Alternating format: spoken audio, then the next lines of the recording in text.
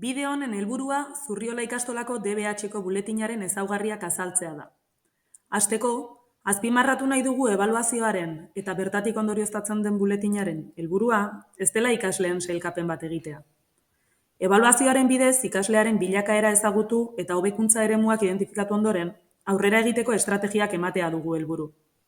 Hiruhilekoaren bukaeran, bilakaeraren berri emateko buletin bat helarazten dizuegu familiei, zuen seme-alaben uneko informazio zabalarekin. Buletinak bi osagai nagusi ditu, arloaren edo ikasgaiaren balorazio orokorra eta funtsezko konpetentzien garapen maila. Lehenengo zatian, hiruhilekoan ikasitako arlo guztien informazioa ematen da.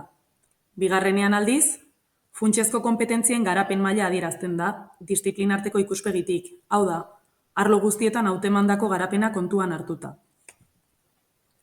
Arloen balorazio orokorra zein funtsezko konpetentzien garapen maila adierazteko, 4 mailako eskala erabiltzen da.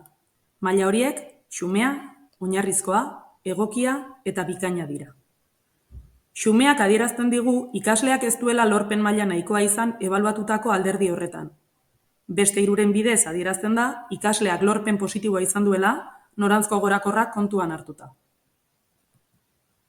Arloaren balorazio orokorraren berri emateko 3 alderdiri erreparatzen zaie. Arloko ezagutzen eskuratzeari, egoerari aurre egiteko gaitasunari eta elkarrekintzarako eta norbera izateko gaitasunari. Ezagutzen lorpen maila neurtzeko erreferenteak helburu didaktikoak dira, eta buletinean arlo bakoitzean definitutako helburu didaktiko horien lorpen mailaren berri ematen da. Gelako lanketan, ikasleak helburu didaktiko bakoitza ebaluazio irizpide edo EI desberdinetan banaturik dauka. Ezagutzak modu honetara definitzeak onura handiak ditu hainbat alderditan. Batetik, ikasleari ikasten ari den hori zer den hobeto ulertzen laguntzen dio, eta bestetik, arloaren balorazio orokorretik haratago, zein aspektutan hobetu dezakeen ulertzen ere laguntzen dio. Azken batean, bere prozesuaren kontzientzia hartzen laguntzen dio. Baina zertaz ari gara egoerari aurre egiteaz ari garenean? Gaur egungo ikaskuntza ereduaren helburua da ikasleek arloetan ikasitako ezagutzak egoera errealetan aplikatu edo integratzen jakitea. Konpetente izatea alegia. Horregatik, arlo bateko ezagutzak landu ondoren, gure ikasleek integrazio jarduerei aurre egin behar diete. Jarduera horiek mota desberdinetakoak izan daitezke. Banakako proiektuak, konpetentzia azterketak, taldeko proiektuak eta bar. Eta jarduera horiek baloratzeko erreferenteak, pertinentzia, koherentzia eta edukien erabilera dira. Pertinentzian islatzen dena da eskatutako zereginari erantzun ote dion. Koherentzian ordea, emandako erantzunaren lotura edo zentzua baloratzen dira. Eta azkenik, edukien erabilera neurtzen da zenbateraino aplikatu dituen ebaluazioan ikasitako ezagutzak. Azkenik, arloko ezagutzak eskuratu eta hainbat egoerari aurre egitea bezain garrantzitsua iruditzen zaigu prozesu horretan ikasleak izandako garapen pertsonala.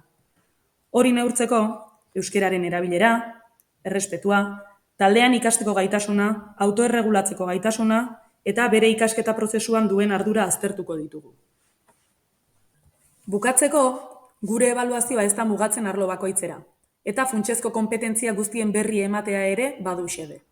Izan ere, arloz-arloko garapen bereizia ikusteaz gain, ezinbesteko jotzen dugu ikaslearen ikuspegi orokorra ere izatea, funtsezkoak diren konpetentzietan nola aritu den ikusi ahal izateko. Konpetentzia horiei, arlo batek baino gehiagok eragiten die beti, eta arlo horietako bakoitzaren helburuetan jasotako informazioarekin osatzen dira. Horretarako, funtsezko 8 konpetentzia zehazten dira buletinean. Hizkuntza komunikaziorako konpetentzia, konpetentzia eleaniztuna, matematikarako eta zientzia, teknologia eta ingenieritzarako konpetentzia, konpetentzia digitala, konpetentzia pertsonala, soziala eta ikasten ikastekoa, herritartasunerako konpetentzia, ekintzailetza konpetentzia eta kontzientzia eta adierazpide kulturalerako konpetentzia. Hasieran esan bezala, ebaluazioaren izaera hezigarria dugu ardatz Zurriola ikastolan. Izan ere, ebaluazioa kalifikatzeko tresna bat baino gehiago dela garbi dugu, ikasleei beren prozesuaren kontzientzia hartzen eta aurrera egiteko erabakiak hartzen laguntzeko tresna bat baita. Bide horretan, ikasleei autorregulatzeko aukera ematen diegu, hobetu nahi dituzten alderdiak hobetzeko aukera emanez. Azken batean, helburuak lortzea dugu xede, bakoitzaren erritmo eta prozesuak errespetatuz. Halaber, ikasle batek ebaluazioaren amaieran arloren bateko ezagutzen atala gainditu ez badu, atal hori hobetzeko aukera izango du errekuperazioan. Bertan, gainditu gabeko ebaluazio irizpideak gainditu ahal izango ditu.